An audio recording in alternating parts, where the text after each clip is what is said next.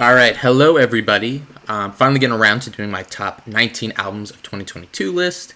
I know it's a little late; we're like 3 weeks into January now, but I wanted to make sure I got to re-listen to most of my 8 and 9s out of 10s, so I could figure out what's going to make the list, what's going to be right short of the list, and where I want to place it all. Even though I know the placements, they're very they're not certain.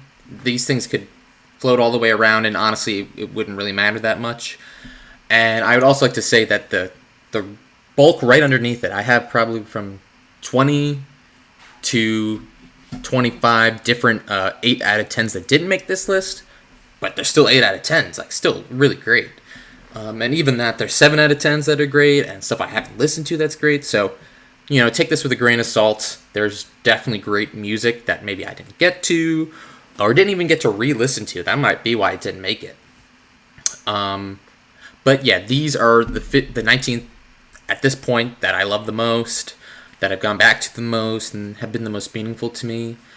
So yeah, let's get started with the list. So funny that I just said the most meaningful. This next one has nothing to do with it being meaningful, honestly. It's just a great banger album. So number 19, we got Hackle with Gunsmith, the mixtape. Yeah, I don't know if this is a popular opinion or not, but I would say this is probably my favorite album from like Haunted Mound. Even though I've really started to enjoy a lot of their stuff and how weird it is. I would say Cemetery's Rainbow, what's it called? Cemetery's Rainbow Bridge 3 was my first entry point into this group. And it's crazy. If you haven't heard that album, it's like, for a lot of people, probably unlistenable. But I kind of really appreciate that about it. This album, by Hackle, is not as unlistenable. And what I mean by that is not as experimental. It bangs more. And honestly, if you're a fan of any of the Cemetery records, you definitely should be checking this out too. Because it fits in with all the Cemetery records and all the other guys in the collective's music. But it bangs. Every track bangs, I would say. A lot of them go on my gym rotation or just car rotation. I've mentioned before that my love of like that fuzz, the background fuzz in music and noise. And this is noise rap in a lot of ways. Noise rap, but it's catchy and meant to appeal in a catchy way. So that's a combo that really appeals to me. If that sounds like it appeals to you, definitely check it out. So after that, we got an album by N.J. Lenderman with the album Boat Songs.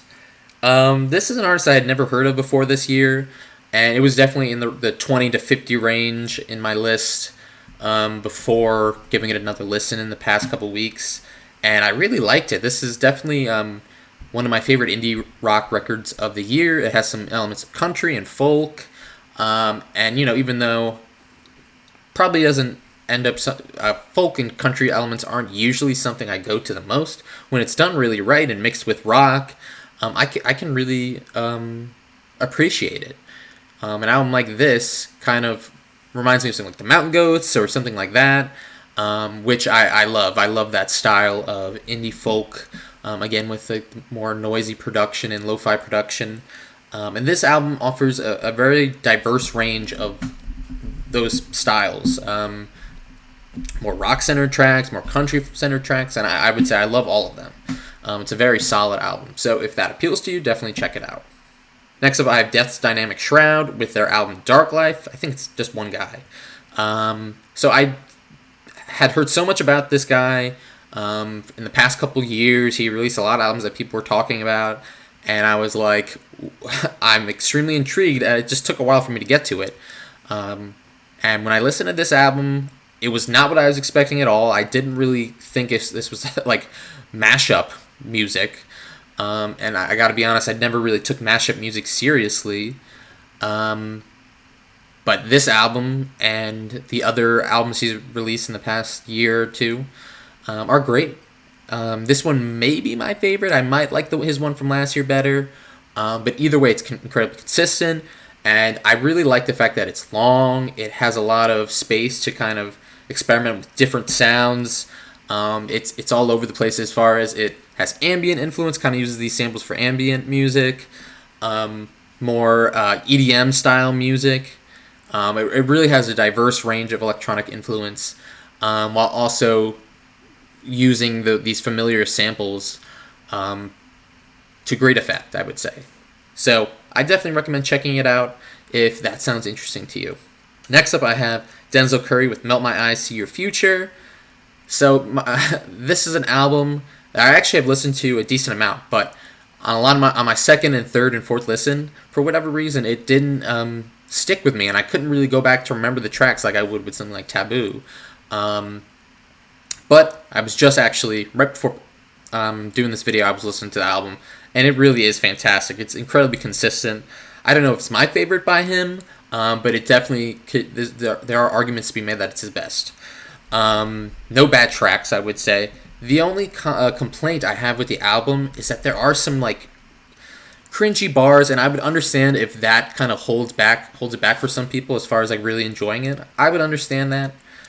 I haven't felt that way. I kind of was fine with it, even though there were some corny bars, and because the delivery is so great, and Denzel always just sounds so enthusiastic and in element, no matter what he does. So I didn't mind it that much, but I could see that kind of holding it back.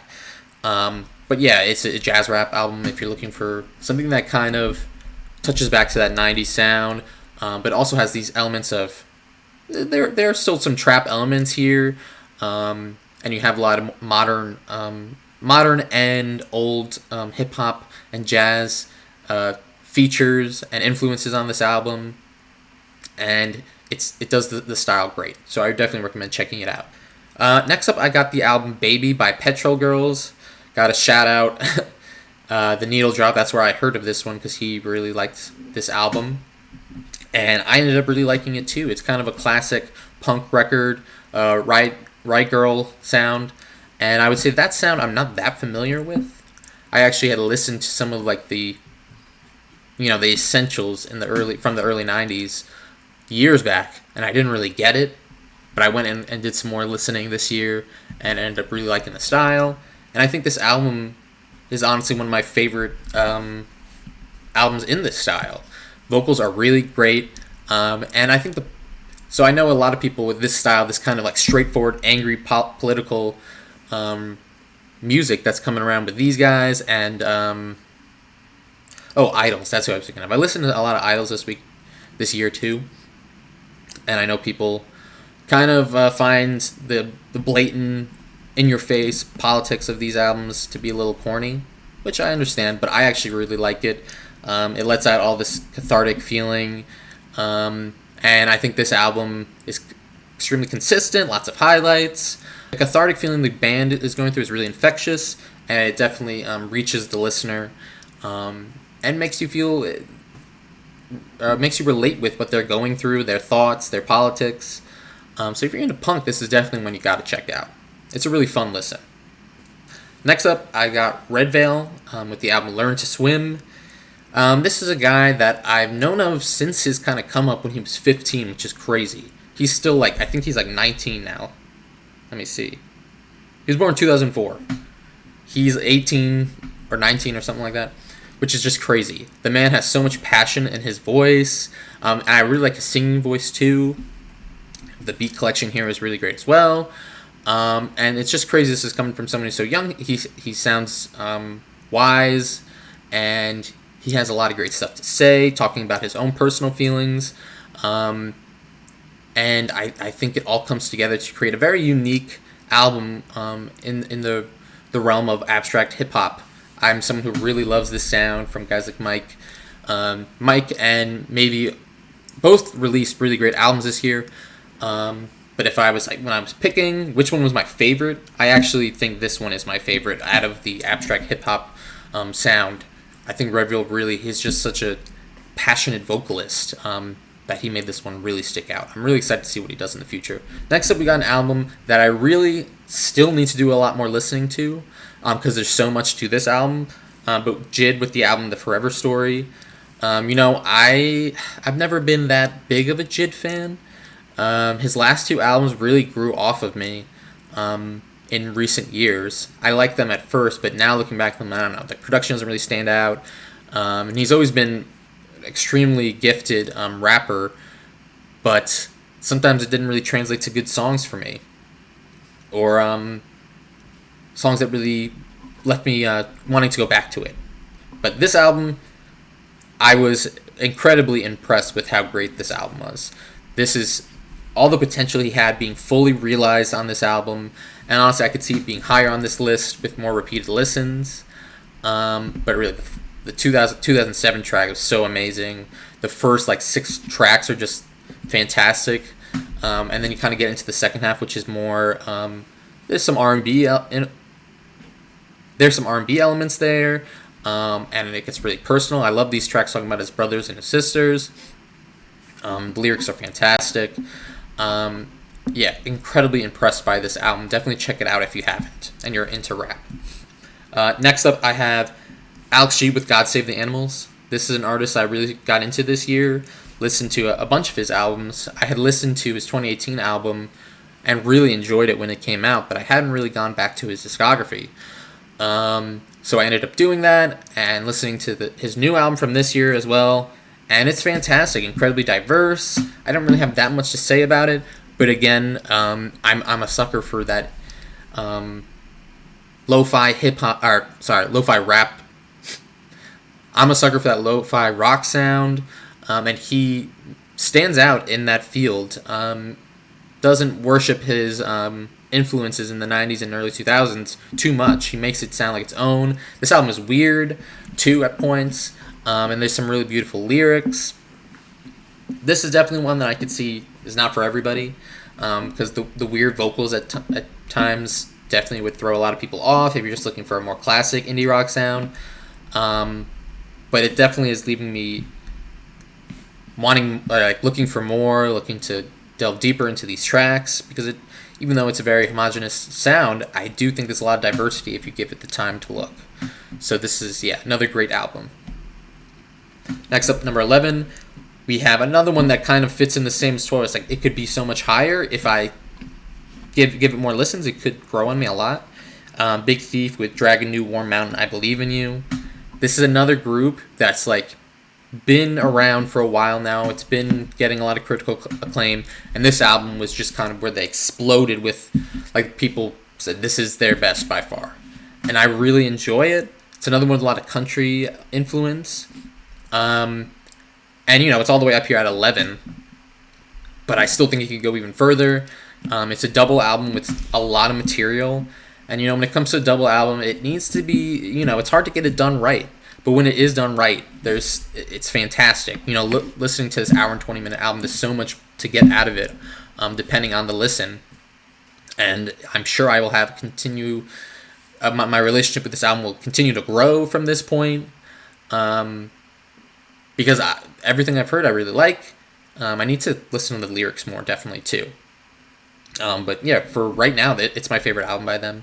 And yeah, I'm really excited to see what they do in the future. Number 10, we have an album that really fits in well with number 11, as far as it being a double album with a lot of material. You got Beach House with Once Twice Melody. And you know what? I wasn't expecting... At this point, Beach House has been around a while. I wasn't expecting such a monumental album with so much material that is diverse and really looks at everything they've done in the past decade, and experiments with it. I wasn't expecting an album like this from them.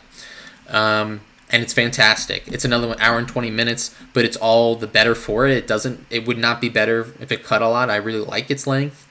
Really gives you time to get enveloped in the sound and the world they're kind of creating through this music.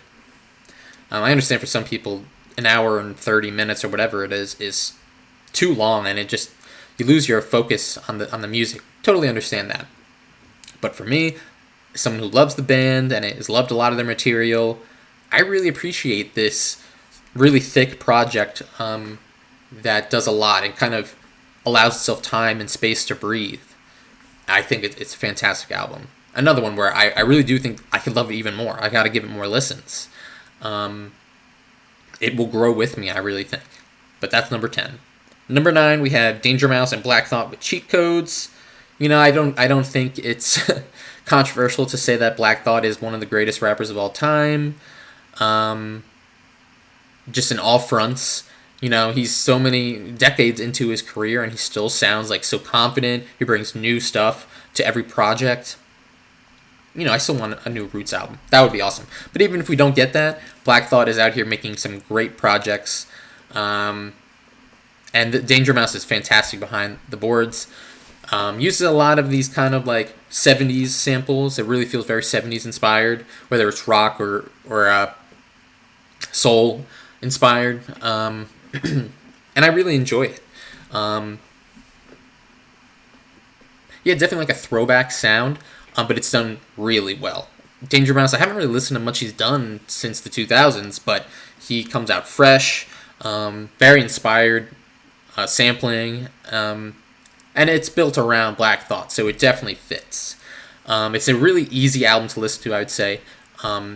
It goes quick. Every single part of it is snappy and groovy. So if you're into boom bap hip hop, this is definitely this is my favorite boom bap record of the year, definitely. So number 8, we have Blade and Echo 2K with Crest. I think this is a common relationship when it comes to Drain Gang's music. I hated it at first and was like, this is terrible, and just somehow out of nowhere it clicked and I really liked it. And I think this might be my favorite project right now from them because it's so consistent. But then again, I really got to listen to more of their stuff because I remember the first time I listened to them, I was like, this is terrible. I hated it. 3 to 4 years ago, I thought it was terrible. Went back and listened to all this stuff, and it's really great. And you know what? I can't explain it to people who still think it's terrible. I'd be like, you gotta figure it out on your own. I can't explain why it's good, honestly. But yeah, this album has a lot of synth pop influence, as is most of their work. And really, Blade and Echo 2K together is kind of the perfect combo when it comes to this style of music. So I hope they release more collaborative projects like this. So number 7, I have an album from an artist that I am new to this year, Julia Jacklin, with the album Pre-Pleasure.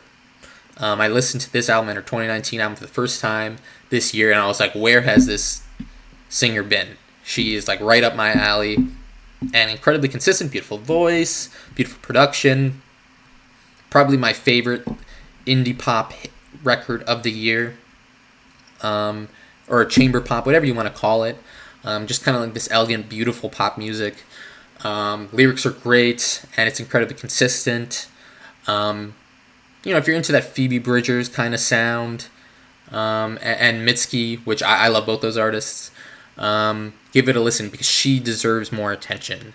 She might fall into one of the lesser popular artists in this vein, but she really deserves more attention because her music is fantastic. Number 6, this is one that really, clicks when it comes to just like pop. Really easy to listen to. We have Always with Blue Rev. Always is a group I've always liked, but didn't come to love until this year. And I'm not just talking about this album. I listened to Anti-Socialites and Self-Titled, and realized like, oh my god, these guys are fantastic. If you give them the attention to look instead of just letting the fuzz kind of make you think there's not much going on and it's just kind of simple pop, you'll realize how like diverse and fantastic their work is. I don't know if Blue Rev is my favorite by them. Their 3 albums, it could be any one of them. They're all really great. But Blue Rev, spoiler alert for my singles list, has my favorite song of the year, and has an incredibly consistent track list. And also, it's different than their earlier stuff. I feel like it's darker when it comes to lyrical subject matter. It also has like a couple tracks with post-punk influence, some tracks that are very silly and reminiscent of their earlier stuff, and a lot of tracks that kind of show growing pains. And I think that's really awesome. They're not just a group that is, all this indie pop sunshine on the surface and deeper inside. And this is exactly how I like to see deep indie rock. It's not very lyrically specific, but it just has all this emotion and passion through the simplicity of its lyrics, and it really hits. even if there isn't much to go on about, the lyrics aren't complex, but they're still deep and passionate. So this album kind of mixes together that deep, passionate. This album mixes that deep, passionate lyrical and vocal performance with the amazing pop production and pop songwriting that they've always had. Combine that together, and it's a fantastic album. Really recommend checking. We're in the top 5 now. Number 5, I have Nas with King's Disease 3. King's Disease 2 was great. I really enjoyed King's Disease 2. And I heard a lot of praise for King's Disease 3, but I was not expecting it to be as great as it is. It might be my second favorite Nas album, next to, the obvious one, Illmatic. It might be. It's, again, as I've said, incredibly consistent. Each track flows really well into each other. Nas, so late into his career, sounds probably the most, even Illmatic, which is fantastic. I feel like he might even be hungrier here than he was then. It's a completely different headspace now compared to then. Obviously, it was 30 years ago. But Nas sounds fantastic. He sounds so passionate. And it's just crazy saying that when we go back to like 2016 and even Nasir, which I like more than most people. He sounds so tired. He doesn't sound like he wants to be doing it. He just sounds like he's going through the pain, what's it called? Aging pains, or whatever you call it. This album is complete opposite of that. And I gotta say, I've heard people say they don't really like Hit Boy's production that much. I don't get that, especially on this project. It's incredibly diverse. King's Disease 2 and 1, I could totally understand it. His production doesn't really stand out on its own, doesn't change much. I definitely disagree about King's Disease 3. Every beat is great. And it's diverse. It's more than just boom bap, 90s inspired hip hop. It's modern too, and on King's Disease 2 there were some tracks with that kind of trap sound. Didn't really fit with Nas. I don't think that's true at all on this album. I think every different style that they try out on this album is fantastic, and it's just one track after the other. It really it reminds me of Daytona, Pusha T's album, where it's just like hit after hit after hit. It doesn't even give you a second to breathe, and that's awesome. Really, really shows how great a hip hop album can be when it flows that well. Really, really fantastic album. Next up, we're reaching the 9s out of 10s. Actually, I don't know. King's Disease 3, it's on the border. Could be a 9. Cities of Eve with the album Man Plays the Horn might be even better than his album from last year. And I know he had another album last year, and I didn't even realize it came out. I gotta listen to it. I didn't get to listen to it. Maybe after this. I definitely got it, because this album is fantastic. You might notice I have a lot of longer albums, and I think just because a lot of these artists have really appreciated what makes a long album, great. And this album is my favorite hour-plus album, or actually, I don't know if it's my favorite, but it's definitely my favorite that I would describe as a double album, because it really embraces what a double album is supposed to be. There's a lot of space on it, a variety of sounds, and something I really like in a lot of albums that are embracing this ambient style is the breaks in between lyrical moments. There's a 19-minute long track on this album, and it really puts you in the atmosphere that this album is trying to create. And it's an atmosphere I'm a sucker for when it comes to this moody, lo-fi hip-hop sound, with kind of these almost vaporwave style samples and instrumentals. The album flows as a continuous experience, and I think Cities of Eve fits that the best album in that style this year.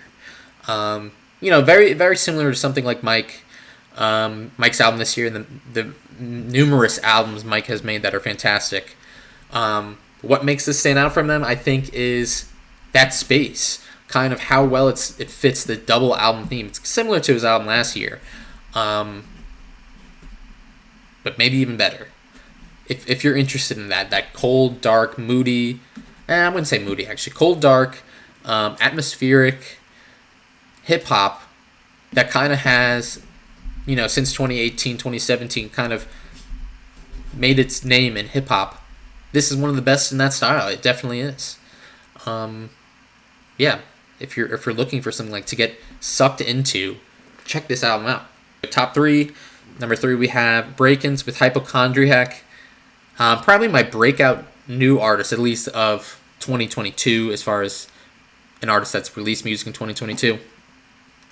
This album, it really hits a spot with me because it's offering a lot of things that I, again, just really like. Glitchy production, hyperpop influence, just incredibly infectious hooks and vocals. And, I know the biggest complaint this album has had with a lot of people is the lyrics. But I really think if you can appreciate even someone like Eminem, but not as severe as that, in a completely different direction, but similar idea of like this narcissistic ideas, embracing those ideas, kind of those thoughts and feelings we want to cover up and not express to the world. This album is working on those feelings, and it's an emo album. That's really what you look at an emo album for, just kind of like this raw, pure emotion, cringy almost emotion.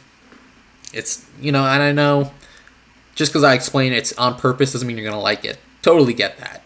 But I don't. I like the lyrics a lot. A lot of the places on here, and I do think it does its own thing. It's unlike anything I've ever heard. Even though it has its influence of this emo sound and hyperpop, and just glitchy production. Nothing.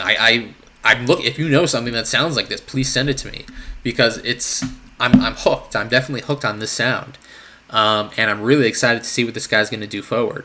And you know what? It's not just even a hip hop album. It's not even just an emo album.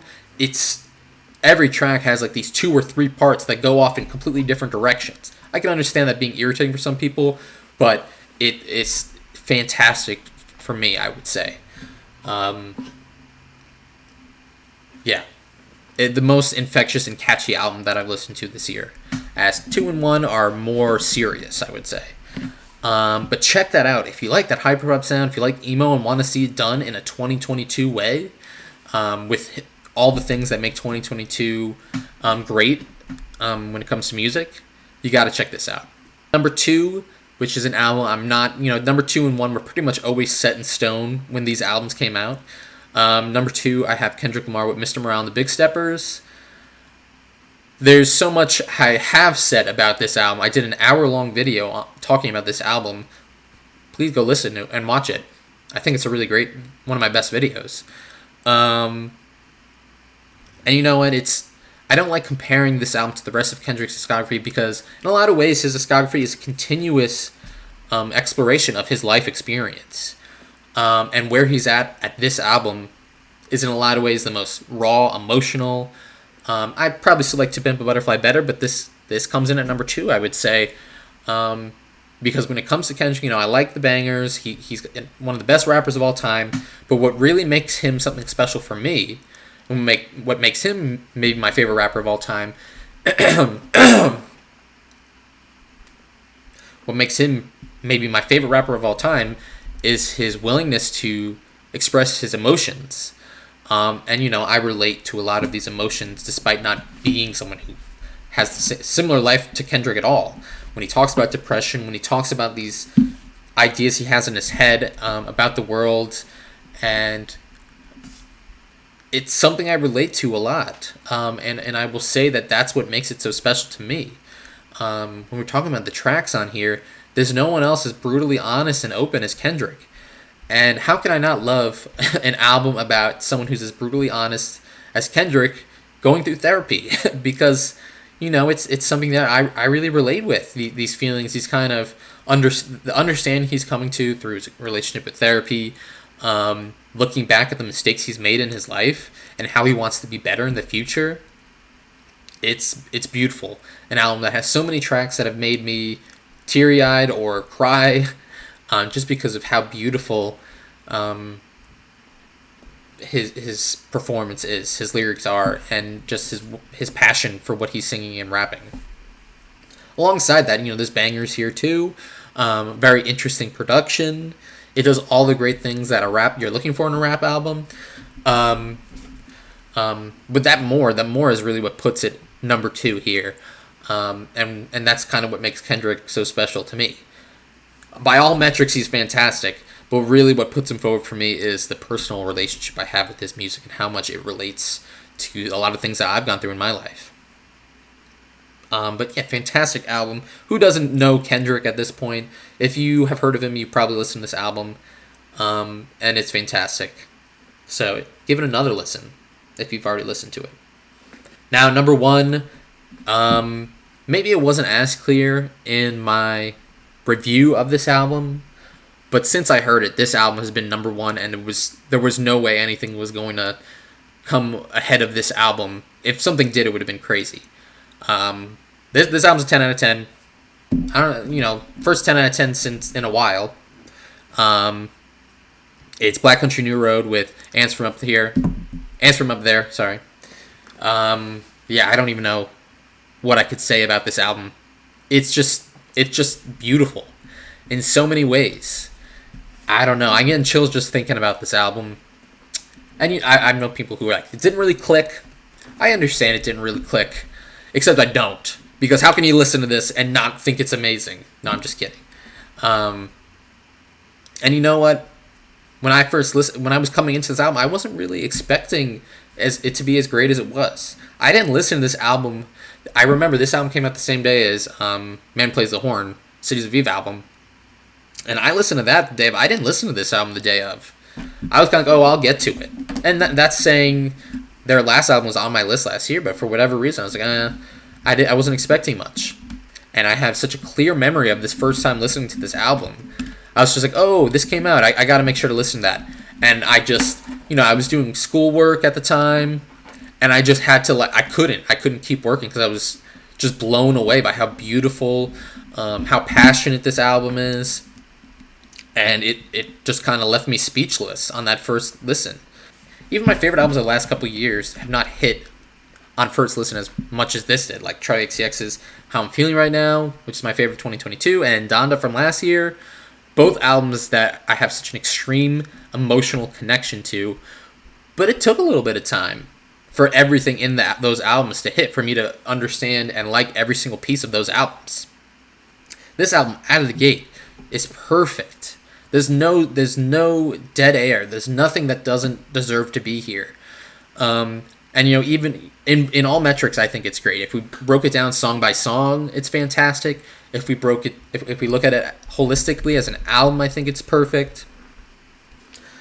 And you know what? There's great lyrics here, but something I really enjoy about they're like postmodern. That's what I would say. I don't make up these terms, so I don't know what they're actually called. These lyrics, like ironically dwelling on these pop culture references and from whether it's people or moments or memes or something like that.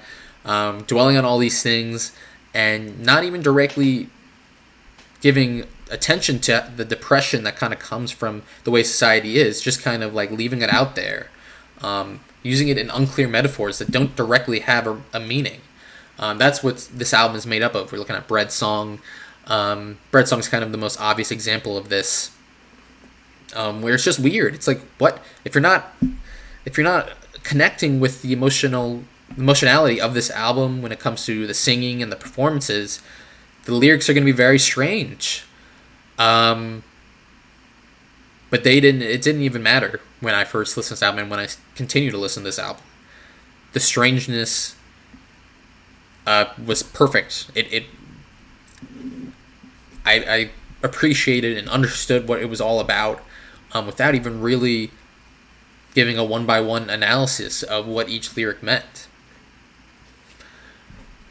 And you know what? It's sad that the group is not going to be able to follow it up in the same way. They're not going to be a whole band. The band lineup that's on this album is not going to be the same as what they do in the future, and that's kind of sad, but it's kind of okay.